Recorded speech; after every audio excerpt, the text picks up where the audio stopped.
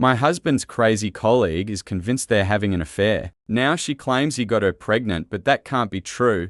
I don't know your username on this forum, but you finally gave me a reason to respond. I know you read this forum because this is exactly where you were advised to confess to cheating on me with my husband. I tried to find your post but couldn't. I'm not going to talk to you in person, but I want to clarify a few things. Yes, I clearly remember how we first met at the company Christmas party, and you kept trying to pull my husband aside to talk to you alone. You got so huffy when he refused that I thought you were going to explode. Remember how all his colleagues were friendly with me? I remember when you came up to us while my husband and I were leaving my birthday party. I'm sure it was a coincidence, but seeing my husband literally jump away from you when you tried to hug him was the best moment yesterday. I know my husband. Of course, I married him and gave birth to his children, but you probably don't know that his colleagues used to be my colleagues too. You've only worked at the company for a few months. I know how you kept trying to catch him after meetings, not just my husband, but the other colleagues too. He told me everything because you cause him a lot of trouble. Do you really think he wouldn't tell me how you accidentally sent him your explicit photos twice? Did you really believe you could get him? You looked through his Instagram and thought, wow, I want a life like his.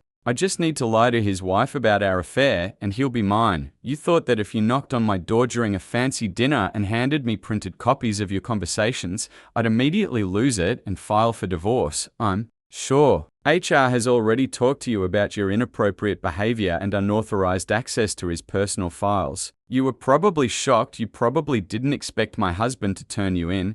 I don't know what consequences await you, and I don't care. But if you ever come near me, my husband, our children, or our beautiful home again, I will call the police. A tip for the future: if you're going to fake conversations, at least erase the wrong number or replace it with a name. A little update. She was fired. I'll write a full update when we decide on the next steps. Thanks for the support. Edited. Honestly, I don't even know what exact post to look for, whether it's the one where she admits she lied to me about the fake affair with my husband, or where she says she wants to start an affair, or where she really believes they had an affair. I tried to find it when she handed me the printed messages. She had a memorized apology speech and mentioned this forum a few times. But when I tried to look for her post that night, I found nothing. Maybe I looked in the wrong place or she deleted it. About the restraining order, if she shows up near us again, I'll take care of it. I talked to a friend who is a police officer. He said there's nothing to do for now. If she appears again, then I'll discuss possible options with him. For those worried about my safety, don't worry, cameras are working, kids are safe, the dog is at home, family is nearby. So if I don't reply for a few hours, I'll definitely respond later. She said she accessed your husband's personal file. How did she do that? I'll try to explain about his personal file in more detail. Since I left the company, nothing has changed there. Every employee has their own user account. Depending on which department you work in, you have access to certain data. HR has an electronic database of employee personal data. Every time someone accesses an employee's personal file, it is recorded with a digital signature in the logging system. There are records that she viewed my husband's personal file. I don't know how many times, but she shouldn't have had access to the personal data database at all because she worked in the events department, which organizes company events. So either someone gave her access, meaning she could edit files, like in Wikipedia, or there was a system error that went unnoticed. Update 1. First, I want to thank everyone who supported me and my husband. Some of you wrote that there's no smoke without fire. Usually, I agree with that and could have left a comment like that myself, but my husband also read your comments. He asked me to tell more about some past events. My husband holds a senior position in the marketing department, which works closely with the events team. In their work, whenever a project, big or small, is underway, meetings always take place. The bigger the project, the more meetings there are. My husband worked closely with a colleague who later went on maternity leave. She was replaced by a woman highly recommended by a senior events team member. After the new employee completed training and was fully briefed, her manager assigned her to a large project. My husband treated her kindly and always remained professional. Their work meetings were never one-on-one. The project was successful, then another large project appeared. It was during this time that the woman began acting strangely. Shortly before Christmas, she started asking for clarifications after meetings. Even though all points were already discussed in detail, when my husband started redirecting her to her manager, she began suggesting discussing work over coffee, lunch, or dinner many times a week with comments like, "You look great today." She sent all this to my husband via work email. She met me at the company Christmas party and got really upset when she couldn't get my husband alone. A few days later, she sent him the first photo through social media. He didn't notice until she apologized to him in person. He accepted her apology and only then checked the message at home, with me nearby. Right after sending the photo, she wrote, "Oops, sorry, not for you." So when he opened the message, there was a photo she could have deleted before he saw it. A week later, something similar happened with another photo on a different platform. Seeing who sent the message, he asked me to open it. The photo was a bit more revealing than the first. When she apologized, she asked if he told me about the photos, saying she didn't want me to misunderstand because it was obviously a drunken mistake on social media. Update 2: She was fired for harassment and gross violation of professional ethics. Another employee was also suspended due to this situation. An investigation is currently ongoing regarding him. My husband and I have been working from home due to last week's events, so at the time of my previous post, I didn't know she had already been suspended immediately after my husband reported everything to HR. On Wednesday, he submitted the entire chat history and social media messages, with proof that he hadn't responded, and printed out all the work emails she sent him. The company acted quickly due to the seriousness of the accusations. Now I can confirm she was officially fired yesterday. I haven't been told what exactly she said in her defense, but I know for sure that she did not accuse my husband of anything. In the comments, I already explained a bit about the HR system. The company uses an electronic personnel database that only HR employees should have access to. However, one of the IT department employees gave this woman unauthorized access to the system. According to the system's report, she accessed my husband's personal file 34 times. I don't know exactly what she changed, but the edits were so extensive that the file had to be restored from a recent backup. Due to this, the ID employee was suspended while the investigation continues. I don't have more details. I don't work there. I'm just relaying what I heard from my husband and former colleagues.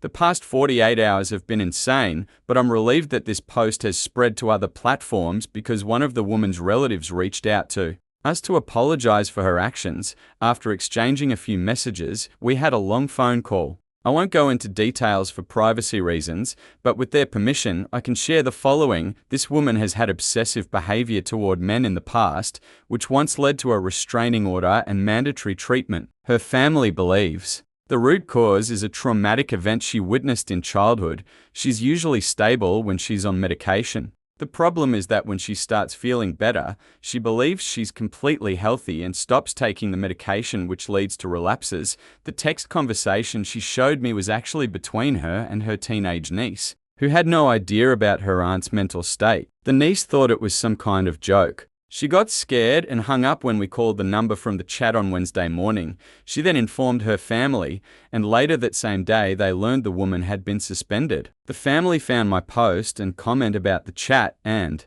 identified my husband's name from her, confirming that the post was about her. They have now sent her to stay with other relatives about 4 hours away from us. They promised to notify us immediately if she disappears or leaves. Their supervision especially important while her meds are still taking effect. We don't plan to file a formal report just yet, but we have already informed the police, following the advice of a friend who is a police officer. Her family knows about this too. We'll be upgrading our home security system over the next 2 weeks. The school and daycare know exactly who is and isn't allowed to pick up our children, and they've been given photos of authorized individuals, along with a photo of the woman, with instructions to immediately contact me or my husband if she is seen near the school or attempts to take our children. Hopefully no further updates will be needed. For now, I'm going to have a glass of wine, and finally, we hope to get a good night's sleep. Edited to add, her niece saw my post and recognized the chat I referenced in the comments, probably the part where it said my kids and I would be thrown out of the house, since that was the one thing I described in detail. I don't know what else is going on in their family because I haven't spoken to her directly. Update through are still in contact with her relative. Her condition is better now, but it will still take time for the medication to fully take effect. It took a lot of effort from her entire family to explain to her why her behavior was unacceptable. and why she needs to start taking her medication again. The family is still worried that we might sue them, but at the moment we have no intention of doing that. Her niece reached out to us and apologized for her role in what happened. But she's still very young, so we're not angry at her. The ID employee was fired. I now have a bit more information. The woman asked him for access, supposedly to check her personal file and references. The ID employee granted her access, but forgot to revoke it afterward. On top of that, he gave access to several other employees as well. All access that was granted without proper authorization has now been revoked. What the company decides to do next regarding this employee, I don't know, but I assume that matter is being discussed with their legal team, the senior staff member from the events department who originally recommended this woman for the job also contacted us to apologize. He had no idea there was a problem until HR spoke with him. We will not be filing a lawsuit against her or the company. We just want to move on and live our lives as peacefully as possible. We would have sued if my husband's professional reputation had been damaged or if we were in danger. But we're glad the situation didn't escalate, although we both probably have a few more grey hairs now. Update Furry hoped the previous update would be the last, but things have gotten much crazier than we could have imagined. I tried to write this post again and again, but each time something even more insane happened. Sorry if the text turns out a bit chaotic. For a while, the whole situation felt like a lousy soap opera. Everything kept getting worse and worse, and in the end, it turned into some kind of circus. If anyone hasn't read the previous posts, here's a quick reminder. My husband worked with a woman who became obsessed with him and came to our house with fake proof of their affair. It turned out she was mentally ill. My husband and I agreed with her older brother, let's call him Owen, who is also the father of the niece that the former colleague,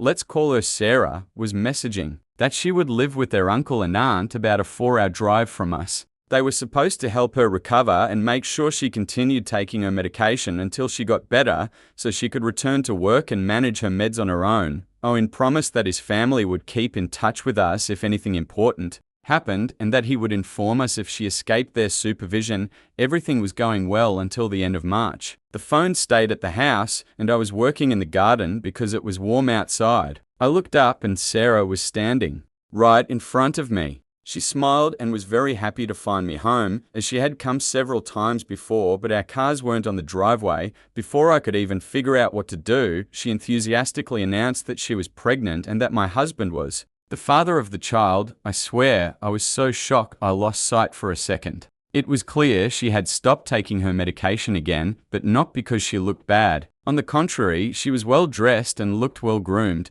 She still sincerely believed in some forbidden romance with my husband. She went on to say that their love child should be born around mid-June, and since I was a wonderful wife, supporting my husband despite his betrayal, we needed to make peace so I could be part of their child's life. She also expressed hope that I wouldn't hold a grudge against their love for this baby. It would all sound wonderful if even a drop of what she said was true. Music. Let me repeat once again, my husband cannot be the father of her child. He simply doesn't have time for affairs for kids, work, social life, hobbies, home, plus our shared interests. Unless he's cheating on the way to work and back, there's no other possibility. Also, judging by the term of her pregnancy, she got pregnant before she even met my husband. Yes, he took a small part in the hiring process by reviewing her resume, but they only met in person after she started working. As soon as she left, I found tons of missed calls, messages, and voicemails on the phone from Wayne asking to call him back urgently. I immediately called him to find out the details before calling my husband.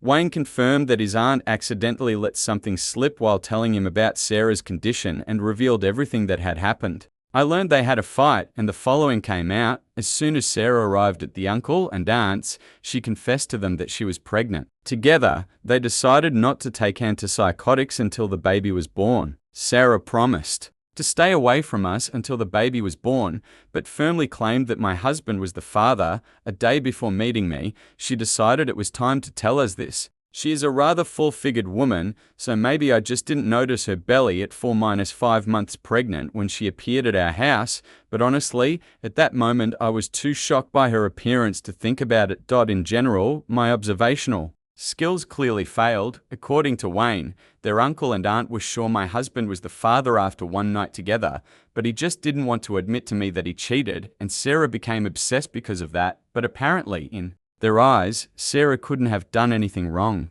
So they took her word for it and didn't even think to check the information. All those updates we got from them earlier turned out to be empty promises. Wayne was as upset as we were. He fully understood that his sister was sinking into an obsessive delusion, and the family that was supposed to support her just let it happen.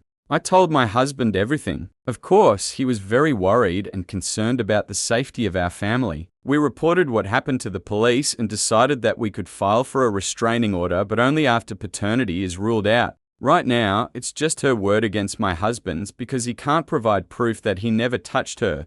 The next time Sarah showed up was in early April. We saw her approaching the house, sent the kids upstairs, and calmly went outside to talk to her. I didn't want to talk where there were no cameras. I didn't want her near my kids or to know the layout of our house. She asked to be let inside, rubbing her now noticeable belly. I firmly said, no. My husband said he wanted a paternity test, which offended her because she claimed she never cheated on him, but to prove the child was really his. She agreed to take the test after the baby was born. No matter how annoyed I was with the situation, and I could understand her, it is her body after all. I admit if I had met her for the first time then, I might have seriously doubted my husband. She was convincing, completely sane, and confident in her words. The scariest thing was how sincerely she believed my husband was the father of her child. I've encountered mental illness before, but never seen anything like this. She seemed so genuine until she started asking for money for child support and things for the baby, even though she was living with relatives in another city and unemployed. Because everyone knew about the affair, she wanted to live separately. By the time the baby was born, we refused and told her, if the test confirms paternity, then we will help. At the end of April, my husband's parents called. Even though they knew the whole situation, they cautiously asked him if there was still a chance the baby could be his. After a confident no, they explained that they were at home when they suddenly heard a knock at the door. It was Sarah. She wanted to meet them because she wanted them to be involved in the baby's life after birth. The parents already knew who she was and what had happened. We gave them strict instructions not to anger her because we don't know what she's capable of, just that she's pregnant and not taking medication. My husband was upset and worried, but understood why his parents had to ask at least once. Their categorical no was enough for them. We don't know how she found their address. Maybe she was stalking us or saw an old address in my husband's personal file. We talked to the kids to make sure no strangers approached them. They said no one did. We also checked if anyone had been asked to keep secrets. Everyone said no, even the youngest. In any case, the kids are never alone. A week later, Sarah showed up at our house during a barbecue with friends. The kids were at my husband's parents', and we were finally able to relax a bit with friends. We had just started briefly telling the friends about recent events when she walked through our kitchen into the yard as if she were at her own home. She held her rounded belly and started introducing herself to everyone. Our friends saw her for the first time, but she didn't stay long. My husband quickly escorted her out of the house, and I followed him. All our attempts to stay calm and not trigger another mental breakdown in her collapsed at that moment. A quarrel broke out. We explained to her that she can't just come to our home, that my husband cannot be the father of her unborn child because they never had intimacy. In fact, they had no relationship at all. He owes her nothing. My husband expressed all his irritation. At that moment, Sarah seemed to break down. There was no aggression from us, but for a second, she looked stunned and shocked, then quickly left. After she left, we called Wayne and told him what happened. He went to look for her and found her late that evening. After that, I began the process of selling our house. I needed a place that would truly become our fortress. Even though I love our house, the realization that Sarah could show up at any time took away my sense of security and peace. My husband and I discussed the possibility of speeding up the restraining order, but didn't want to provoke another mental breakdown from her. After the barbecue, I heard that some of our friends started doubting my husband and asking questions, trying to find inconsistencies in his story. I understand their doubts. Sarah was so sure he was the father that people started thinking maybe something did happen at least once, and I've been naively trusting my husband. I don't blame them for gossiping. If something like this happened to people I knew, I'd probably think the same, but we were lucky that none of our close friends or relatives were among those gossipers. Sarah appeared again when we weren't home. We were visiting relatives. The camera caught her looking through our windows. At that moment, she clearly wasn't herself. She stood in front of the house for a long time, talking incoherently to herself, looking paranoid. Seeing this, I immediately agreed to sell our house and picked a beautiful new home in a gated community. We're currently in the process of moving. Recently, Wayne called and said Sarah gave birth, and the baby looked very much like her ex-boyfriend. He asked if my husband still wanted to take a DNA test because it was obvious the child wasn't his. My husband agreed because he wanted to finally close this issue and remove any doubts on my side. I told him I never doubted him, and that's true. Yes, I was scared by the situation, and we had many emotional talks behind closed doors because of the stress, but never because I suspected my husband could be the father. We also decided the test was necessary so Sarah couldn't later demand child support from us. Sarah's uncle and aunt admitted they were wrong, and Wayne scolded them harshly for enabling her behavior.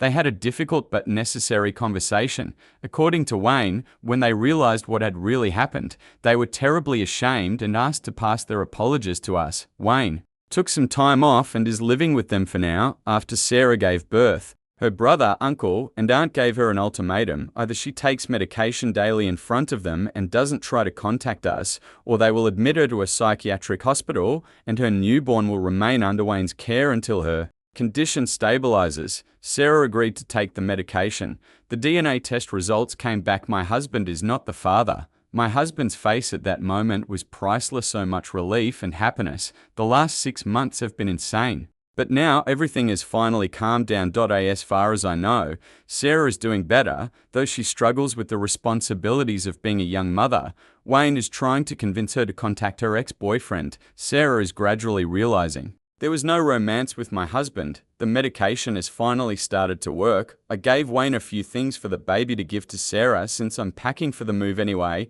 I might have missed some events. If you want details, ask. I'm glad our life is slowly returning to normal. That's all for now. Thank you for listening to this story till the end. Don't forget to follow our channel and take care.